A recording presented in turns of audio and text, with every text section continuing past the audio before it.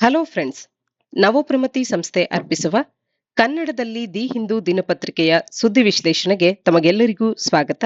July 19ರ ಸುದ್ದಿ ವಿಶ್ಲೇಷಣೆಯನ್ನ ನೋಡೋಣ. ಇಂದಿನ ಮೊದಲ ಎಡಿಟೋರಿಯಲ್ ಅನ್ನ ನೋಡೋಣ. ಕ್ವೆಶನಬಲ್ ಇಂಟೆಂಟ್ ಅನ್ನುವಂತ ಒಂದು ಎಡಿಟೋರಿಯಲ್ ನಲ್ಲಿ ಮಹಾರಾಷ್ಟ್ರದ ಬಿಲ್ ನ ಬಗ್ಗೆ ಮಾತನಾಡ್ತಾ ಇರ್ತಕ್ಕಂಥದ್ದು. ಮಹಾರಾಷ್ಟ್ರ ಅನ್ನುವಂಥದ್ದು ಅಲ್ಲಿನ ಅರ್ಬನ್ ಏರಿಯಾಸ್ ಗಳಲ್ಲಿ ಇರ್ತಕ್ಕಂಥ ನಕ್ಸಲಿಸಮ್ ಅನ್ನ ಕಂಬ್ಯಾಟ್ ಮಾಡೋದಕ್ಕೆ ಒಂದು ಹೊಸ ಬಿಲ್ ಅನ್ನ ತಂದಿದೆ. ಇದು ಯಾವ ರೀತಿಯಾಗಿ ಈ ಬಿಲ್ ಅನ್ನೋದು ಒಂದ್ ರೀತಿ ಕಾರ್ಯ ಮಾಡುತ್ತೆ ಮತ್ತು ಇದರಲ್ಲಿ ಇರ್ತಕ್ಕಂಥ ಪ್ರಾವಿಷನ್ಸ್ ಏನು ಮತ್ತು ವೈಡ್ ಸ್ಪ್ರೆಡ್ ಮಿಸ್ಯೂಸ್ಗೂ ಕೂಡ ಇದು ಹೇಗೆ ಎಡೆ ಮಾಡಿ ಕೊಡುತ್ತೆ, ಇವೆಲ್ಲವನ್ನ ಆರ್ಟಿಕಲ್ ತಿಳಿಸ್ತಾ ಹೋಗುತ್ತೆ. ಮಹಾರಾಷ್ಟ್ರದ ರಾಜ್ಯ ಸರ್ಕಾರ ಅನ್ನೋದು ಒಂದು ಕಾಂಪ್ರಹೆನ್ಸಿವ್ ಆದಂತಹ ಹೊಸ ಲೆಜಿಸ್ಲೇಷನ್, ಅದರ ಹೆಸರು ಏನು ಅಂದಾಗ MSPC ಅಂದ್ರೆ Maharashtra special public security bill ಅನ್ನುವಂತ ಬಿಲ್ ಅನ್ನ 2024ರಲ್ಲಿ ತರ್ತಾ ಇರ್ತಕ್ಕಂಥದ್ದು. ಇದು ಅರ್ಬನ್ ಏರಿಯಾಸ್ ಗಳಲ್ಲಿನ ನಕ್ಸಲಿಸಮ್ ಅನ್ನ ಕಡಿಮೆ ಮಾಡೋದ್ರ ಕಡೆ ಗಮನವನ್ನ ಹರಿಸುತ್ತೆ. ಮಹಾರಾಷ್ಟ್ರ ಸರ್ಕಾರ ಕ್ಲೈಮ್ ಮಾಡುತ್ತೆ, ನೋ ಲಾಂಗರ್ ನಕ್ಸಲಿಸಮ್ ಅನ್ನೋದು ಕೇವಲ ರೂರಲ್ ಏರಿಯಾಸ್ ಗಳಿಗೆ ಮಾತ್ರ ಸೀಮಿತವಾಗಿಲ್ಲ, ಗ್ರಾಮೀಣ ಭಾಗಗಳಲ್ಲಿ ಸೀಮಿತವಾಗಿದ್ದಂತ ನಕ್ಸಲಿಸಮ್ ಅನ್ನೋದು ಇವತ್ತು ಅರ್ಬನ್ ಏರಿಯಾಸ್ ಗಳಲ್ಲೂ ಹರಡ್ತಾ ಇದೆ. ಅದನ್ನ ನಾವು ಸ್ಥಿಮಿತದಲ್ಲಿಡಬೇಕು ಅಂದ್ರೆ ಅದನ್ನ ನಾವು ಕಂಟೈನ್ ಮಾಡಬೇಕು, ಅದಿಲ್ಲದೆ ಇರೋ ರೀತಿ ಮಾಡಬೇಕು ಅಂತ ಅಂದಾಗ ನಮ್ಗೆ ಈ ಬಿಲ್ಲಿನ ಅವಶ್ಯಕತೆ ಇದೆ ಅಂತ ಹೇಳಿ ಇವರು ತಿಳಿಸ್ತಾ ಇರ್ತಕ್ಕಂಥದ್ದು. ಹಾಗೇನೆ ಗವರ್ಮೆಂಟ್ ಆರ್ಗ್ಯೂ ಮಾಡುತ್ತೆ, ಅನ್ಲಾಫುಲ್ ಆಕ್ಟಿವಿಟೀಸ್ ಪ್ರಿವೆನ್ಷನ್ ಆಕ್ಟ್ ನಂತ ಲಾಸ್ಗಳು, UAPA ಆಕ್ಟ್ಸ್ ಏನಿದೆ ಎಕ್ಸಿಸ್ಟಿಂಗ್ ಲಾಸ್ ಮತ್ತು Maharashtra control of organised crime act, ಇವು ಸಫಿಶಿಯಂಟ್ ಆಗ್ತಾ ಇಲ್ಲ ಅರ್ಬನ್ ನಕ್ಸಲ್ ಆರ್ಗನೈಸೇಷನ್ಸ್ ಗಳನ್ನ ನಾವು ಕಂಟ್ರೋಲ್ ಮಾಡೋದಕ್ಕೆ. ನಮ್ಗೆ UAPA ಆಗ್ಬೋದು ಅಥವಾ ಮಹಾರಾಷ್ಟ್ರದಲ್ಲಿರ್ತಕ್ಕಂಥ ಈ ಒಂದು ಬೇರೆ ಆಕ್ಟ್ ಆಗ್ಬೋದು, ಇವಿಷ್ಟೇ ನಮ್ಗೆ ಸಾಕಾಗ್ತಿಲ್ಲ, ಹಾಗಾಗಿ ಈ ಬಿಲ್ಲಿನ ಅವಶ್ಯಕತೆ ಇದೆ ಅನ್ನೋದನ್ನ ಕೂಡ ತಿಳಿಸ್ತಾ ಹೋಗ್ತಾರೆ. ಈ ಬಿಲ್ಲಿನ ಡ್ರಾಫ್ಟ್ ನಲ್ಲಿ ಇರ್ತಕ್ಕಂಥ ಕೆಲವು ಅಂಶಗಳನ್ನ ನೋಡೋದಾದ್ರೆ, ಅನ್ಲಾಫುಲ್ ಆರ್ಗನೈಸೇಷನ್ ಅಂತ ಹೇಳಿ ಯಾವುಗಳನ್ನ ಡಿಕ್ಲೇರ್ ಮಾಡಬಹುದು ಅಂತ ಹೇಳಿ ತಿಳಿಸ್ತಾ ಹೋಗ್ತಾರೆ. ರಾಜ್ಯ ಸರ್ಕಾರ ಯಾವುದೇ ಒಂದು ಆರ್ಗನೈಸೇಷನ್ ಅನ್ನ ಅನ್ಲಾಫುಲ್ ಅಂತ ಹೇಳಿ ಡಿಕ್ಲೇರ್ ಮಾಡಬಹುದು ಈ ಬಿಲ್ಲಿನ ಸೆಕ್ಷನ್ 3ರ ಅಡಿಯಲ್ಲಿ. Advisory board of 3 qualified individuals ಗಳು ಅದರಲ್ಲಿ ಇರ್ತಾರೆ. ಇವರು ಈ ಒಂದು ಡಿಸಿಷನ್ ಅನ್ನ ರಿವ್ಯೂ ಮಾಡುವಂತ ಕಾರ್ಯವನ್ನ ಮಾಡ್ತಾರೆ. ಸೆಕ್ಷನ್ 4ನ ಅಡಿಯಲ್ಲಿ ರಿವ್ಯೂ ಮಾಡುವಂತ ಒಂದು ಕ್ಲಾಸ್ ಅನ್ನ ನೋಡಬಹುದು. ಮತ್ತು ಅನ್ಲಾಫುಲ್ ಆಕ್ಟಿವಿಟೀಸ್ ಗಳ ಡೆಫಿನೇಷನ್ ಅನ್ನ ಕೂಡ ಇದು ನೀಡ್ತಾ ಹೋಗುತ್ತೆ. ಕಾಗ್ನಿಸಬಲ್ ಮತ್ತು ನಾನ್ ಬೇಲಬಲ್ ಅಫೆನ್ಸಸ್ ಅಂತ ಹೇಳಿ ಬೇರೆ ಬೇರೆ ರೀತಿಯ ಅಫೆನ್ಸಸ್ ಗಳನ್ನ ಕೂಡ ಇದು ರೆಕಗ್ನೈಸ್ ಮಾಡುವಂತದ್ದು. ಈ ಲಾ ಅನ್ನೋದು ಕಾಗ್ನಿಸಬಲ್ ಅಥವಾ ನಾನ್ ಬೇಲಬಲ್ ಎರಡು ರೀತಿಯ ಅಫೆನ್ಸಸ್ ಗಳನ್ನ ಕೂಡ ಕವರ್ ಮಾಡುವಂತದನ್ನ ಕಾಣುತ್ತೆ. ಹಾಗೆ ಪನಿಷ್ಮೆಂಟ್ಸ್ ಗಳು ಯಾವ ರೀತಿ ಇರುತ್ತೆ ಅನ್ನೋದನ್ನ ಕೂಡ ಲಾ ನಲ್ಲಿ ನಾವು ಕಾಣ್ತಾ ಹೋಗ್ಬೋದಾಗತ್ತೆ. ಮತ್ತು seizure and forfeiture of properties ನ ಬಗ್ಗೆ, ಅನ್ಲಾಫುಲ್ ಆರ್ಗನೈಸೇಷನ್ಸ್ ಗಳ ಬಗ್ಗೆ, ಇವುಗಳ ಸೀಸರ್ ಹೇಗಾಗ್ಬೋದು ಮತ್ತು ಇದ್ರ ಬಗ್ಗೆ ಕೂಡ ಈ ಒಂದು ಬಿಲ್ ಅನ್ನೋದು ಮಾತನಾಡುತ್ತೆ. ಆದ್ರೆ ಈ ಬಿಲ್ ಇಂಪ್ಲಿಮೆಂಟ್ ಆದ ನಂತರದಲ್ಲಿ ಈ ಡ್ರಾಫ್ಟ್ ನಲ್ಲಿರುವಂತ ಅಂಶಗಳ ಬಗ್ಗೆ ಮತ್ತಷ್ಟು ನಾವು ಚರ್ಚೆ ಮಾಡಬಹುದಾಗತ್ತೆ. ಮತ್ತು ಒಂದು ಅಡ್ವೈಸರಿ ಬೋರ್ಡ್ ಅನ್ನುವಂಥದ್ದು ಇರಬೇಕು. ಅದು ಅನ್ಲಾಫುಲ್ ಆರ್ಗನೈಸೇಷನ್ಸ್ ಅಂತ ಡಿಕ್ಲೇರ್ ಏನ್ ಮಾಡ್ತಾರಲ್ಲ, ಆ ಡಿಕ್ಲರೇಷನ್ ಅನ್ನ ರಿವ್ಯೂ ಮಾಡೋದಕ್ಕೆ ವಿದಿನ್ ದ 6 ವೀಕ್ಸ್ ಒಳಗೆ ರಿವ್ಯೂ ಮಾಡಿ ಆ ಒಂದು ಅಡ್ವೈಸರಿ ಬೋರ್ಡ್ ಅನ್ನೋದು ರಿಪೋರ್ಟ್ ಅನ್ನ 3 ತಿಂಗಳ ಒಳಗಾಗಿ ನೀಡಬೇಕು. ಹೈಕೋರ್ಟ್ ಅನ್ನೋದು ಗವರ್ಮೆಂಟಿನ ಆಕ್ಷನ್ಸ್ ಗಳನ್ನ ರಿವಿಷನ್ ಪಿಟಿಷನ್ಸ್ ಗಳ ಮುಖಾಂತರವಾಗಿ ರಿವ್ಯೂ ಮಾಡೋ ಕಾರ್ಯವನ್ನ ಕೂಡ ಈ ಒಂದು ಬಿಲ್ ಅನ್ನೋದು ಒಳಗೊಂಡಿರ್ತಕ್ಕಂಥದ್ದು. ಆದ್ರೆ ಈ ಬಿಲ್ ನಿಂದ ಏನ್ ಸಮಸ್ಯೆಗಳಾಗಬಹುದು, ಯಾವ ರೀತಿಯಾಗಿ ಇದು ಮಿಸ್ಯೂಸ್ ಆಗಬಹುದು ಅಂತ ಅನ್ನೋದಾದ್ರೆ, ಇಲ್ಲಿ ಅನ್ಲಾಫುಲ್ ಆಕ್ಟಿವಿಟೀಸ್ ಅನ್ನೋದಕ್ಕೆ ಒಂದು ವೇಗ್ ಆದಂತ ಡೆಫಿನೇಷನ್ಸ್ ಗಳನ್ನ ನೀಡ್ತಾ ಹೋಗ್ತಾರೆ. ಇದು ಒಂದು ಸಿವಿಲ್ ಸೊಸೈಟಿಯ ಲಿಬರ್ಟಿಗೆ ಥ್ರೆಟ್ ಆಗಿ ಕೂಡ ಕೆಲಸ ಮಾಡಬಹುದಾಗತ್ತೆ. ಇನ್ನ ಸಾಕಷ್ಟು ಪವರ್ಸ್ ಗಳನ್ನ ರಾಜ್ಯ ಸರ್ಕಾರಕ್ಕೆ ಇಲ್ಲಿ ನೀಡಿರೋದ್ರಿಂದಾಗಿ ಸ್ಟೇಟ್ ಅನ್ನೋದಕ್ಕೆ ಹೆಚ್ಚು ಪವರ್ಸ್ ಗಳಿದೆ, ಅದನ್ನ ಬಳಸಿ ಎಲ್ಲಿ ನಮ್ಮ ಲಿಬರ್ಟಿಯನ್ನ ಕಸಿದುಕೊಳ್ತವೋ ಅನ್ನುವಂಥದ್ದು ಮತ್ತೊಂದು ಸಮಸ್ಯೆ ಆಗ್ತದೆ. ಮತ್ತು ಪ್ರೆಸ್ ಫ್ರೀಡಮ್ ಗೆ ಕೂಡ ಇಲ್ಲಿ ಪ್ರೆಸ್ ಫ್ರೀಡಮ್ ಆಗ್ಬೋದು, ಸಿವಿಲ್ ಲಿಬರ್ಟೀಸ್ ಆಗ್ಬೋದು, ಅವುಗಳಿಗೆ ಥ್ರೆಟ್ ಆಗುವಂತ ಕೆಲವು ಅಂಶಗಳನ್ನ ಕಾಣಬಹುದು. ಈ ಬಿಲ್ ಅನ್ನೋದು ಬ್ರಾಡ್ ಪ್ರಾವಿಷನ್ಸ್ ಗಳನ್ನ ಒಳಗೊಂಡಿದೆ. ಅಂದ್ರೆ ಅವು ಕೆಲವೊಂದು ಕಾರ್ಯಗಳನ್ನ ಕ್ರಿಮಿನಲೈಸ್ ಕೂಡ ಮಾಡಬಹುದಾಗತ್ತೆ. ಹಾಗಾಗಿ ಈ ಕ್ರಿಮಿನಲೈಸ್ ಮಾಡುವಂತ ಆಕ್ಟಿವಿಟೀಸ್ ಗಳಲ್ಲಿ ಒಳಗಾಗಿದ್ದಾರೆ ಅಂತ ಹೇಳಿ ವೇಗಾದ ಡೆಫಿನೇಷನ್ಸ್ ಗಳನ್ನ ನೀಡಿ ಅವರು ಹೇಳೋದ್ರಿಂದಾಗಿ ಸ್ಟೇಟ್ ನ ಮೇಲೆ ಹೆಚ್ಚು ಪವರ್ಸ್ ಗಳು ಇರೋದ್ರಿಂದಾಗಿ ಸಿವಿಲ್ ಲಿಬರ್ಟೀಸ್ ಅನ್ನ ಥ್ರೆಟ್ ಆಗಿ ಇದು ಕಾಣುತ್ತೆ. ಸಿವಿಲ್ ಲಿಬರ್ಟೀಸ್ ಗೆ ಒಂದು ಥ್ರೆಟ್ ಆಗಿ ಕಾಣುತ್ತೆ. ಪ್ರೆಸ್ ಫ್ರೀಡಮ್ ಅನ್ನ ಕೂಡ ತೆಗೆದುಹಾಕದಂತೆ ಆಗುತ್ತೆ. ಮತ್ತು ಇಲ್ಲಿ ಪಾರದರ್ಶಕತೆಯ ಕೊರತೆ ಇದೆ. ಟ್ರಾನ್ಸ್ಪರೆನ್ಸಿ ಅನ್ನುವಂಥದ್ದು ಕಡಿಮೆ ಇರ್ತಕ್ಕಂಥದ್ದು. ಪಬ್ಲಿಕ್ ಕನ್ಸಲ್ಟೇಷನ್ ಅನ್ನುವಂಥದ್ದು ಬಿಲ್ಗೆ ಸಂಬಂಧಿಸಿದಂತೆ ಆಗಿಲ್ಲ ಅನ್ನುವಂಥದ್ದು. ಮತ್ತು ಇದರ ಮಿಸ್ಯೂಸ್ ಮತ್ತು ಅಬ್ಯೂಸ್ ಆಗುವಂತ ಸಂಭವಗಳೇ ಹೆಚ್ಚಾಗುತ್ತೆ ಈ ರೀತಿ ವೇಗಾದಂತ ಡೆಫಿನೇಷನ್ ಇರೋದ್ರಿಂದಾಗಿ. ಹಾಗಾಗಿ ಹೆಚ್ಚು ಕನ್ಸಲ್ಟೇಟಿವ್ ಆಗಿ ಸಿವಿಲ್ ಸೊಸೈಟಿಯ ಇನ್ವಾಲ್ವ್ಮೆಂಟ್ ನೊಟ್ಟಿಗೆ ಬೇರೆ ಬೇರೆ ಸ್ಟೇಕ್ ಹೋಲ್ಡರ್ಸ್ ಗಳ ಇನ್ವಾಲ್ವ್ಮೆಂಟ್ ಒಟ್ಟಿಗೆ ಈ ಬಿಲ್ ಫೈನಲ್ ಆದಂತ ಒಂದು ರೂಪವನ್ನು ಪಡ್ಕೊಳ್ಬೇಕು ಅನ್ನುವಂಥದ್ದು. ಮತ್ತು ಎಲ್ಲ ಸಿವಿಲಿಯನ್ಸ್ ಮತ್ತು ಎಲ್ಲ ರೀತಿಯ ಆರ್ಗನೈಸೇಷನ್ಸ್ ಗಳ ಆ ಒಂದು ರೈಟ್ಸ್ ಗಳನ್ನ ಸೇಫ್ ಗಾರ್ಡ್ ಮಾಡ್ಕೊಳ್ತಾ ಇಲ್ಲಿರುವಂತ ತಪ್ಪನ್ನ ಹುಡುಕುವ ಕೆಲಸಗಳು ಆಗಬೇಕು ಅನ್ನುವಂಥದ್ದು ಈ ಒಂದು ಎಡಿಟೋರಿಯಲ್ ನ ಆಶಯ ಆಗುತ್ತೆ. ಮುಂದಿನ article, how do Assam's foreigner tribunals function ಅಂತ ಹೇಳಿ ತಿಳಿಸ್ತಾ ಇದೆ ಈ ಆರ್ಟಿಕಲ್. ಇಲ್ಲಿ ಜುಲೈ 5 ಅಸ್ಸಾಂ ಸರ್ಕಾರ ಅನ್ನುವಂಥದ್ದು border wing of the state police ಅನ್ನ ಕೇಳ್ತಾ ಇದೆ ಜುಲೈ 5ರಂದು. ಏನಂತ ಅಂದ್ರೆ, ನಾನ್ ಮುಸ್ಲಿಮ್ಸ್ಗಳು ಏನು ಭಾರತಕ್ಕೆ ಇಲ್ಲೀಗಲಿ 2014ಕ್ಕೂ ಹಿಂದೆ ಎಂಟರ್ ಆಗಿದ್ದಾರೆ, ಅವರ ವಿಚಾರವಾದಂತ ಕೇಸ್ಗಳನ್ನ ಫಾರಿನರ್ಸ್ ಟ್ರಿಬ್ಯುನಲ್ಗರಿಗೆ ಫಾರ್ವರ್ಡ್ ಮಾಡುವಂಥದ್ದು ಬೇಡ ಅಂತ ಹೇಳಿ ಇಲ್ಲಿ ತಿಳಿಸ್ತಾ ಇರ್ತಕ್ಕಂಥದ್ದು. ಅಂದ್ರೆ ಜುಲೈ 5ರಂದು ಅಸ್ಸಾಮಿನ ರಾಜ್ಯ ಸರ್ಕಾರ border wing of the state ಪೊಲೀಸಿಗೆ ಕೇಳ್ತಾ ಇದೆ, ಯಾರೆಲ್ಲ ನಾನ್ ಮುಸ್ಲಿಮ್ಸ್ಗಳು 2014ರ ಹಿಂದೆ ಇಲ್ಲೀಗಲಿ ಭಾರತಕ್ಕೆ ಬಂದಿದ್ದಾರೆ ಅವರ ವಿರುದ್ಧವಾದ ಕೇಸಸ್ಗಳನ್ನ ಫಾರಿನರ್ಸ್ ಟ್ರಿಬ್ಯುನಲ್ಗೆ ತಗೊಂಡು ಹೋಗೋದು ಬೇಡ ಅಂತ ಹೇಳಿ. 1964ರ ಆರ್ಡರ್ನ ಪ್ರಕಾರ ಫಾರಿನರ್ಸ್ ಟ್ರಿಬ್ಯುನಲ್ ಅನ್ನೋದಕ್ಕೆ ಎಲ್ಲ ಪವರ್ಸ್ ಗಳಿದೆ. ಒಂದ್ ರೀತಿಯ ಒಂದು ಸಿವಿಲ್ ಕೋರ್ಟ್ಗೆ ಇರುವಂತ ಎಲ್ಲ ಪವರ್ಸ್ ಗಳನ್ನ ಈ ಟ್ರಿಬ್ಯುನಲ್ ಹೊಂದಿರುತ್ತೆ. ಕೆಲವೊಂದು ಮ್ಯಾಟರ್ಸ್ ಗಳಲ್ಲಿ, ಸರ್ಟೆನ್ ಮ್ಯಾಟರ್ಸ್, ಯಾವ ರೀತಿಯ ಮ್ಯಾಟರ್ಸ್ ಅಂತ ಅಂದ್ರೆ, summoning and enforcing the attendance of any person and examining him, ಈ ಒಂದು ವಿಚಾರದಲ್ಲಿ ಆಗ್ಬಹುದು, ಮತ್ತು ಓತ್ನ ವಿಚಾರದಲ್ಲಿ ಅವನನ್ನ ಎಕ್ಸಾಮೈನ್ ಮಾಡುವಂಥದ್ದು, ಮತ್ತು ಯಾವುದೇ ಒಂದು ಪ್ರೊಡಕ್ಷನ್ ಅನ್ನ, ಡಾಕ್ಯುಮೆಂಟ್ ಅನ್ನ, ರಿಕ್ವೈರ್ ಇರುವಂತ ಡಾಕ್ಯುಮೆಂಟ್ ಅನ್ನ ಪ್ರೊಡ್ಯೂಸ್ ಮಾಡುವಂತ ವಿಚಾರದಲ್ಲಿ ಆಗಿರ್ಬೋದು, ಒಂದು ಸಿವಿಲ್ ಕೋರ್ಟ್ಗೆ ಇರುವಂತ ಪವರ್ಸ್ ಗಳನ್ನ ಫಾರಿನರ್ಸ್ ಟ್ರಿಬ್ಯುನಲ್ ಅನ್ನುವಂಥದ್ದು ಹೊಂದಿರುತ್ತೆ. ಅಸ್ಸಾಂ ಪೊಲೀಸ್ ಬಾರ್ಡರ್ ಆರ್ಗನೈಸೇಷನ್ ಅನ್ನೋದು ಸ್ಟೇಟ್ ಪೊಲೀಸಿನ ಸ್ಪೆಷಲ್ ಬ್ರಾಂಚ್ ನ ರೂಪವಾಗಿ 1962ರಲ್ಲಿ ಬಂದಂತದ್ದು. Prevention of infiltration of Pakistani scheme ಅಂತ ಹೇಳಿ, PIP, ಪಾಕಿಸ್ತಾನೀಸ್ಗಳ ಇನ್ಫಿಲ್ಟ್ರೇಷನ್ ಅನ್ನ ತಡೆಯೋದಕ್ಕೆ ಅಂತ ಹೇಳಿ ಬಂದಂತ ಒಂದು ಆರ್ಗನೈಸೇಷನ್ ಆಗಿದೆ ಅಸ್ಸಾಂ ಪೊಲೀಸ್ ಬಾರ್ಡರ್ ಆರ್ಗನೈಸೇಷನ್ ಅನ್ನುವಂಥದ್ದು. ರಾಜ್ಯ ಸರ್ಕಾರ ಇವತ್ತು ಈ ರೀತಿ 2014ಕ್ಕೂ ಹಿಂದೆ ಭಾರತಕ್ಕೆ ಇಲ್ಲೀಗಲ್ ಆಗಿ ಬಂದಿರತಕ್ಕಂತ ನಾನ್ ಮುಸ್ಲಿಮ್ಸ್ಗಳ ವಿಚಾರವಾದಂತ ಕೇಸ್ಗಳನ್ನ ಫಾರಿನರ್ಸ್ ಟ್ರಿಬ್ಯುನಲ್ಗೆ ಕೊಂಡೊಯ್ಯೋದು ಬೇಡ ಅಂತ ಹೇಳಿ ತಿಳಿಸಿರುವ ಹಿನ್ನೆಲೆಯಲ್ಲಿ ಸದ್ಯಕ್ಕೆ ಈ ಅಸ್ಸಾಮಿನ ಫಾರಿನರ್ಸ್ ಟ್ರಿಬ್ಯುನಲ್ ಅನ್ನುವಂಥದ್ದು, ಅದರ ಫಂಕ್ಷನ್ ಅನ್ನುವಂಥದ್ದು, ಇದರ ಬಗ್ಗೆ ನಮ್ಗೆ ಸುದ್ದಿಯಲ್ಲಿ ಇರ್ತಕ್ಕಂಥದ್ದನ್ನ ಕಾಣಬಹುದಾಗುತ್ತೆ. ರಾಜ್ಯ ಸರ್ಕಾರ ಇಂಥ ಒಂದು ನಿರ್ಧಾರವನ್ನ ಯಾಕೆ ಮಾಡಿದೆ ಅಂದ್ರೆ, 2019ರಲ್ಲಿ ಬಂದಂತ ಸಿಟಿಸನ್ಶಿಪ್ ಅಮೆಂಡ್ಮೆಂಟ್ ಆಕ್ಟ್ ಅನ್ನುವಂಥದ್ದನ್ನ ಇಂಪ್ಲಿಮೆಂಟ್ ಮಾಡಬೇಕು ಅಂದಾಗ ನಾನ್ ಮುಸ್ಲಿಂ ಕಮ್ಯುನಿಟೀಸ್ಗೆ ಸೇರಿದಂತ ಹಿಂದೂಗಳಾಗ್ಬೋದು, ಸಿಖ್ಗಳಾಗ್ಬೋದು, ಕ್ರಿಶ್ಚಿಯನ್, ಪಾರ್ಸೀಸ್, ಜೈನ್ಸ್ ಮತ್ತು ಬುದ್ಧಿಸ್ಟ್, ಈ 6 ಧರ್ಮಕ್ಕೆ ಸೇರಿದ ಅಫ್ಘಾನಿಸ್ತಾನ್, ಬಾಂಗ್ಲಾದೇಶ್ ಮತ್ತು ಪಾಕಿಸ್ತಾನ್, ಈ 3 ರಾಷ್ಟ್ರಗಳಿಂದ ಭಾರತಕ್ಕೆ 2019ರ ಬಿಲ್ನ ಪ್ರಕಾರ ಭಾರತಕ್ಕೆ ಇಲ್ಲಿಗಲ್ ಆಗಿ ಯಾರು ಈ ಹಿಂದೆ ಬಂದಿದ್ದಾರೆ ಅಂಥವ್ರಿಗೆ ಒಂದು ಸಿಟಿಸನ್ಶಿಪ್ ವಿಂಡೋವನ್ನ, ಅಪ್ಲಿಕೇಶನ್ ವಿಂಡೋವನ್ನ ಅಲೋ ಮಾಡುತ್ತೆ ಈ ಒಂದು ಬಿಲ್ ಅನ್ನೋದು. ಆ ಒಂದು ವಿಂಡೋವನ್ನ ಅಲೋ ಮಾಡೋದಕ್ಕೆ, ಪ್ರೊವೈಡ್ ಮಾಡೋದಕ್ಕೋಸ್ಕರ ಈ ರೀತಿಯ ಒಂದು ನಿರ್ಧಾರವನ್ನ ಈಗ ರಾಜ್ಯ ಸರ್ಕಾರ ಕೈಗೊಂಡು ಇದನ್ನ ಅಲ್ಲಿನ ಬಾರ್ಡರ್ ವಿಂಗಿಗೆ, ಅಸ್ಸಾಂ ಗವರ್ಮೆಂಟ್ ಅನ್ನುವಂಥದ್ದು ಅಲ್ಲಿನ ಪೊಲೀಸ್ ಫೋರ್ಸಿನ ಬಾರ್ಡರ್ ವಿಂಗಿಗೆ ತಿಳಿಸ್ತಾ ಇರ್ತಕ್ಕಂಥದ್ದನ್ನ ಕಾಣಬಹುದಾಗುತ್ತೆ. ಅಸ್ಸಾಮಿನ ಈ ಒಂದು ಫಾರಿನರ್ಸ್ ಟ್ರಿಬ್ಯುನಲ್ ಅನ್ನುವಂಥದ್ದು ಒಂದ್ ರೀತಿಯ ಕ್ವಾಸಿ ಜುಡಿಷಿಯಲ್ ಬಾಡೀಸ್ ಗಳಾಗಿ ಕಾರ್ಯ ಮಾಡ್ತಾ ಇರೋದನ್ನ ಕಾಣಬಹುದು. 1964ನ section 3 of foreigners act of 1946ನ ಅಡಿಯಲ್ಲಿ ಈ ಟ್ರಿಬ್ಯುನಲ್ಸ್ ಗಳು ಇರೋದನ್ನ ಕಾಣಬಹುದಾಗುತ್ತೆ. ಒಂದ್ ರೀತಿ ಕ್ವಾಸಿ ಜುಡಿಷಿಯಲ್ ಬಾಡೀಸ್ ಗಳಾಗಿ ಇವು ಫಾರ್ಮ್ ಆಗಿರ್ತಕ್ಕಂಥದ್ದು. ಇದಿಷ್ಟು ನಮ್ಗೆ ಮಾಹಿತಿ ತಿಳಿದಿರ್ಲಿ. ಮುಂದಿನ article, China's leaders vow to fight risks plaguing economy ಅನ್ನುವಂಥದ್ದು.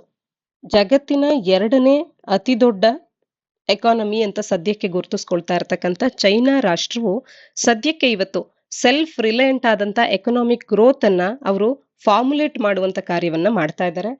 ಅವರ ಆರ್ಥಿಕತೆಗೆ ಧಕ್ಕೆ ಆಗುವಂತ ಹಲವಾರು ರಿಸ್ಕ್ ಗಳನ್ನ ಅವರಿವತ್ತು ಎದುರಿಸ್ತಾ ಬರ್ಬೇಕಾಗಿದೆ. ಬೀಜಿಂಗ್ ಲೀಡರ್ಸ್ ಗಳು ಈ ರಿಸ್ಕ್ ಗಳನ್ನ ರೆಸಾಲ್ವ್ ಮಾಡೋದಕ್ಕೆ ಅಂತ ಹೇಳಿ ಕೆಲವೊಂದು ಮೀಟಿಂಗ್ಸ್ ಗಳನ್ನ ಕಂಡಕ್ಟ್ ಮಾಡಿರ್ತಕ್ಕಂಥದ್ದು. ಅವ್ರು ಫೇಸ್ ಮಾಡ್ತಾ ಇರ್ತಕ್ಕಂಥ ಮುಖ್ಯ ಸಮಸ್ಯೆ ಅಂತ ಅಂದ್ರೆ ಪ್ರಾಪರ್ಟಿ ಡೆಪ್ಟ್ ಕ್ರೈಸಿಸ್ ಅನ್ನುವಂಥದ್ದಾಗ್ತಾ ಇದೆ, ಮತ್ತು ಕನ್ಸಂಪ್ಷನ್ ಅನ್ನೋದು ವೀಕ್ ಆಗ್ತಾ ಇದೆ. ಯಾವಾಗ ಕನ್ಸಂಪ್ಷನ್ ವೀಕ್ ಆಗುತ್ತೆ, ಪ್ರಾಡಕ್ಟ್ಸ್ ಗಳ ಮೇಲಿನ ಡಿಮ್ಯಾಂಡ್ ಕಡಿಮೆ ಆಗುತ್ತೆ, ಸಪ್ಲೈ ಇದೆ, ಡಿಮ್ಯಾಂಡ್ ಕಡಿಮೆ ಆಗ್ತಿದೆ ಅಂತ ಅಂದಾಗ ಅದರ ಬೆಲೆ ಕೂಡ ಕುಸಿತ ಆಗ್ತಾ ಹೋಗುತ್ತೆ. ಒಂದ್ ವೇಳೆ ಪ್ರಾಡಕ್ಟ್ಸ್ ಗೆ ಡಿಮ್ಯಾಂಡೇ ಇಲ್ಲ ಅಂತ ಅಂದಾಗ ಆ ರಾಷ್ಟ್ರದ GDP ಕೂಡ, ಯಾಕೆ ಅಂತಂದ್ರೆ ಪ್ರೊಡಕ್ಷನ್ ಅನ್ನು ಕಡಿಮೆ ಮಾಡ್ಬೇಕಾಗಿ ಬರುತ್ತೆ, GDP ಕೂಡ ಕಡಿಮೆ ಆಗುತ್ತೆ. ಈ ರೀತಿ ಒಂದಕ್ಕೊಂದು ಲಿಂಕ್ ಆಗುವಂತೆ ಎಕಾನಮಿಯ ಮೇಲೆ ಅಫೆಕ್ಟ್ ಆಗ್ತಾ ಹೋಗುತ್ತೆ. ಹಾಗೆ ಅಲ್ಲಿ ಹೆಚ್ಚಿನದಾಗಿ ಏಜಿಂಗ್ ಪಾಪ್ಯುಲೇಷನ್ ಹೆಚ್ಚಾಗ್ತಾ ಇರ್ತಕ್ಕಂಥದ್ದು. ಈ ಸಮಸ್ಯೆಗಳನ್ನ ಇವತ್ತು ವರ್ಲ್ಡ್ಸ್ ಸೆಕೆಂಡ್ ಲಾರ್ಜೆಸ್ಟ್ ಎಕಾನಮಿ ಅನ್ನುವಂಥದ್ದು ಫೇಸ್ ಮಾಡ್ತಾ ಇದೆ.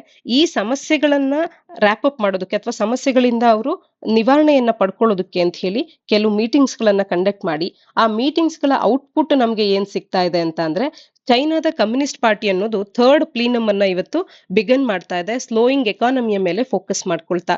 ಹಾಗಾದ್ರೆ ಏನಿದು ಪ್ಲೀನಮ್ ಅಂತ ಹೇಳಿ ತಿಳ್ಕೊಳ್ಳೋದಾದ್ರೆ, ಮೇಜರ್ ಕಾಂಗ್ರೆಸ್ ಅನ್ನ ಪ್ರತಿ ದಶಕದಲ್ಲಿ 2 ಬಾರಿ ಇವರು ಹೊಂದುತ್ತಾರೆ ಚೈನಾದ ಕಮ್ಯುನಿಸ್ಟ್ ಪಾರ್ಟಿ ಅನ್ನುವಂಥದ್ದು.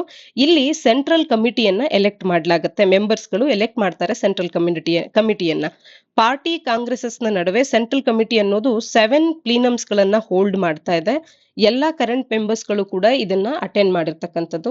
ಈ ಪ್ಲೀನಮ್ಸ್ ಗಳು ಫಸ್ಟ್ ಇಂದ 7th ಅಂತ ಹೇಳಿ ಏನ್ ನಂಬರ್ ಆಗಿದೆ, ಈ ಪ್ಲೀನಮ್ಸ್ ಗಳು ಒಂದಕ್ಕೆ ಒಂದು ಕೂಡ ಒಂದೊಂದು ಫೋಕಸ್ ಅನ್ನ ಹೊಂದಿರತಕ್ಕಂಥದ್ದು. ಮೊದಲನೇದು, ಎರಡನೇದು ಹಾಗೂ 7ನೇ ಪ್ಲೀನಮ್ ಅನ್ನ ನೋಡಿದಾಗ ಟಿಪಿಕಲಿ ಅವು ಸೆಂಟ್ರಲ್ ಕಮಿಟೀಸ್ ಗಳ ನಡುವೆ ಪವರ್ ಟ್ರಾನ್ಸಿಷನ್ ಅನ್ನೋದು ಹೇಗಿರಬೇಕು ಅನ್ನೋದ್ರ ಬಗ್ಗೆ ಫೋಕಸ್ ಮಾಡ್ತಾ ಇದ್ದಾವೆ.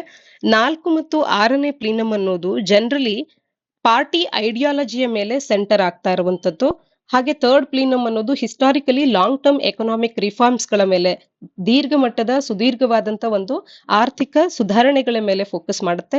5th ಪ್ಲೀನಮ್ ಅನ್ನುವಂಥದ್ದು ಕಂಟ್ರಿಯ 5-year ಡೆವಲಪ್ಮೆಂಟ್ ಪ್ಲಾನ್ಸ್ ಗಳ ಡೆಲಿಬ್ರೇಷನ್ಸ್ ಗಳೊಟ್ಟಿಗೆ ಅಸೋಸಿಯೇಟ್ ಆಗಿರ್ತಕ್ಕಂಥದ್ದು.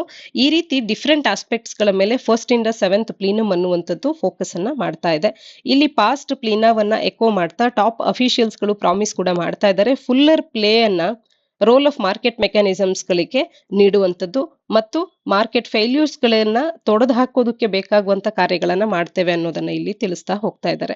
ಏನೆಲ್ಲ ಮೇಜರ್ ಡಿಸಿಷನ್ಸ್ ಗಳನ್ನ ತಗೊಳ್ತಿದ್ದಾರೆ ಅಂತ ಅಂದ್ರೆ, ಡೊಮೆಸ್ಟಿಕ್ ಕನ್ಸಂಪ್ಷನ್ ಅನ್ನ ರಿಸ್ಟೋರ್ ಮಾಡೋದು, ಎಕ್ಸ್ಪ್ಯಾಂಡ್ ಮಾಡೋದಕ್ಕೆ ಬೇಕಾಗುವಂತ ಮೆಷರ್ಸ್ ಗಳನ್ನ ತಗೊಳ್ಳೋದು ಮತ್ತು automobiles, real estates and services ನಂತ ಸೆಕ್ಟರ್ಸ್ ಗಳ ಮೇಲೆ ಹೆಚ್ಚು ಫೋಕಸ್ ಮಾಡೋದು ಇವರಲ್ಲಿ ಇರುವಂತ ಮುಖ್ಯ ಅಂಶಗಳಾಗುತ್ತೆ. ಹಾಗೇನೆ ಎಕನಾಮಿಕ್ ಡೆವಲಪ್ಮೆಂಟ್ ಅನ್ನ ಮಾಡೋದಕ್ಕೆ ಬೇಕಾಗುವಂತ ಮೆಕ್ಯಾನಿಸಮ್ಸ್ ಗಳನ್ನ ಇವರು ತರುವಂತ ಕಾರ್ಯವನ್ನ ಮಾಡ್ತಿದ್ದಾರೆ. ಯಾವ ಮುಖಾಂತರವಾಗಿ ಅಂತ ಅಂದ್ರೆ, ಡೊಮೆಸ್ಟಿಕ್ ಮಾರ್ಕೆಟ್ ಅನ್ನ ಮಾಡೋ ಮುಖಾಂತರ, ಅಂದ್ರೆ ಅದನ್ನ ಡೆವಲಪ್ ಮಾಡೋ ಮುಖಾಂತರ, ಮತ್ತೆ ಟೆಕ್ನಾಲಜಿಕಲ್ ಇನೋವೇಷನ್ ಅನ್ನ ತರೋ ಮುಖಾಂತರವಾಗಿ, ಅಂದ್ರೆ ಇವುಗಳನ್ನ ಮೇನ್ ಡ್ರೈವರ್ಸ್ ಆಫ್ ಎಕಾನಮಿಯಾಗಿ ಮಾಡ್ಕೊಳ್ಳೋ ಮುಖಾಂತರವಾಗಿ ನ್ಯೂ ಡೆವಲಪ್ಮೆಂಟ್ ಪ್ಯಾಟರ್ನ್ ಅನ್ನ 14th 5-year ಪ್ಲಾನ್ ಅನ್ನ 2021ರಿಂದ 25ರ ಅವಧಿಗೆ ಅಂತ ಹೇಳಿ ಅವರು ಅಡಾಪ್ಟ್ ಕೂಡ ಮಾಡ್ಕೊಳ್ತಾ ಇದ್ದಾರೆ. ಅದನ್ನ ಅಡ್ವಾನ್ಸ್ಮೆಂಟ್ ಮಾಡೋ ಕಡೆ ಕೂಡ ಎಂಫಸೈಸ್ ಮಾಡ್ತಾ ಇರ್ತಕ್ಕಂಥದ್ದು. ರಿಯಲ್ ಎಸ್ಟೇಟ್ ಮಾರ್ಕೆಟ್ ಅನ್ನುವಂಥದ್ದು ಇವತ್ತಲ್ಲಿ ಸ್ಟ್ರಗಲ್ ಮಾಡ್ತಾ ಇದೆ. ಅದನ್ನ ಬೂಸ್ಟ್ ಮಾಡೋದಕ್ಕೆ ಫಂಡಿಂಗ್ ಅನ್ನ ನೀಡುವಂತದ್ದಾಗಬಹುದು ಈ ಕಾರ್ಯಗಳನ್ನ ಮಾಡ್ತಾ ಇದ್ದಾರೆ. ಮತ್ತು ಆರ್ಟಿಫಿಷಿಯಲ್ ಇಂಟೆಲಿಜೆನ್ಸ್, ಗ್ರೀನ್ ಎನರ್ಜಿ, ಈ ರೀತಿಯ ಅಡ್ವಾನ್ಸಿಂಗ್ ಸೈನ್ಸ್ ಅಂಡ್ ಟೆಕ್ನಾಲಜಿಯ ಸೆಕ್ಟರ್ಸ್ ಗಳ ಮೇಲೆ ಫೋಕಸ್ ಮಾಡುವಂತದ್ದು. ಎಲೆಕ್ಟ್ರಿಕ್ ವೆಹಿಕಲ್ಸ್ ಗಳನ್ನ ಇಂಟ್ರೊಡ್ಯೂಸ್ ಮಾಡೋದು ನ್ಯೂ ಕ್ವಾಲಿಟಿ ಪ್ರೊಡಕ್ಟಿವ್ ಫೋರ್ಸಸ್ ಗಳ ಒಂದು ವಿಚಾರದಲ್ಲಿ ಅಂತ ಹೇಳಿ ತಿಳಿಸ್ತಾ ಹೋಗ್ತಾರೆ. ಇದೆಲ್ಲವನ್ನ ನೋಡಿದಾಗ ಚೈನಾ ಏನೆಲ್ಲ ಸಮಸ್ಯೆಗಳನ್ನ ಎದುರಿಸ್ತಾ ಇದೆ, ಹಾಗಾದ್ರೆ ಭಾರತ ಎದುರಿಸುವಂತ ಸಮಸ್ಯೆ ಏನು, ಚೈನಾದ ಈ ಸಮಸ್ಯೆಗಳು ಯಾವ ರೀತಿಯಾಗಿ ಭಾರತ ನಾವು ಸೆಲ್ಫ್ ರಿಲಯಂಟ್ ಆಗೋದಕ್ಕೆ ನಮಗೂ ಕೂಡ ಒಂದ್ ರೀತಿ ಕನೆಕ್ಟ್ ಆಗಿ ಸಮಸ್ಯೆಯನ್ನ ಮಾಡುತ್ತೆ, ಅಥವಾ ಇದರಿಂದ ನಮಗಾಗಬಹುದಾದಂತ ಲಾಭಗಳೇನು, ಇವೆಲ್ಲವನ್ನ ನಾವು ತಿಳ್ಕೊಳ್ಳೋದಕ್ಕೆ ಅನುಕೂಲ ಮಾಡುತ್ತೆ. ಇಂಟರ್ನ್ಯಾಷನಲ್ ರಿಲೇಷನ್ಸ್ ನ ಅಡಿಯಲ್ಲಿ ಆಯಾ ರಾಷ್ಟ್ರಗಳ ಪರಿಸ್ಥಿತಿ ಏನು ಅನ್ನುವಂಥದ್ದನ್ನ ಕೂಡ ನಾವು ಅಕ್ಕಪಕ್ಕದ ಮುಖ್ಯವಾದಂತ ರಾಷ್ಟ್ರಗಳ ಬಗ್ಗೆ ತಿಳ್ಕೊಳ್ಳೇಬೇಕಾಗತ್ತೆ. ಈ ಹಿನ್ನೆಲೆಯಲ್ಲಿ ನಮ್ಗೆ ಈ ಆರ್ಟಿಕಲ್ ಹೆಲ್ಪ್ಫುಲ್ ಆಗುತ್ತೆ. ಕರ್ನಾಟಕಕ್ಕೆ ಸಂಬಂಧಿಸಿದಂತ ಒಂದು ಬಿಲ್ನ ಬಗ್ಗೆ ಒಂದಷ್ಟು ಮಾಹಿತಿಯನ್ನ ಚರ್ಚೆ ಮಾಡೋಣ. Karnataka state employment of local candidates in the industries, factories and other establishments bill 2024. ಯಾಕೆಂದ್ರೆ KPSC ಪರೀಕ್ಷೆ ಹತ್ರ ಇರೋದ್ರಿಂದಾಗಿ ಕರ್ನಾಟಕದ ಸಂಬಂಧಿಸಿದ ಯಾವುದೇ ವಿಚಾರಗಳಾಗ್ಲಿ ನಾವು ಹೆಚ್ಚು ಫೋಕಸ್ ಅನ್ನ ಮಾಡ್ತಾ ಹೋಗ್ಬೇಕಾಗತ್ತೆ. ಸಾಮಾನ್ಯ ಅಧ್ಯಯನ ಪತ್ರಿಕೆ 2ರ ಅಡಿಯಲ್ಲಿ ಇದನ್ನ ನಾವು ಓದ್ಕೊಳ್ಬಹುದು. ಇಂಡಿಯನ್ ಕಾನ್ಸ್ಟಿಟ್ಯೂಷನ್, ಹಿಸ್ಟಾರಿಕಲ್ ಅಂಡರ್ಪಿನ್ನಿಂಗ್ಸ್, ಎವಲ್ಯೂಷನ್ ಇದರ ಅಡಿಯಲ್ಲಿ. ಇಲ್ಲಿ ನಾವು ಏನ್ ನೋಡಬಹುದು ಅಂದ್ರೆ, ಕರ್ನಾಟಕದ ಸಚಿವ ಸಂಪುಟ ಅಥವಾ ಕ್ಯಾಬಿನೆಟ್ ಅನ್ನುವಂಥದ್ದು ಈ ಒಂದು ಬಿಲ್ ಅನ್ನ ಅಪ್ರೂವ್ ಮಾಡ್ತಾ ಇದೆ.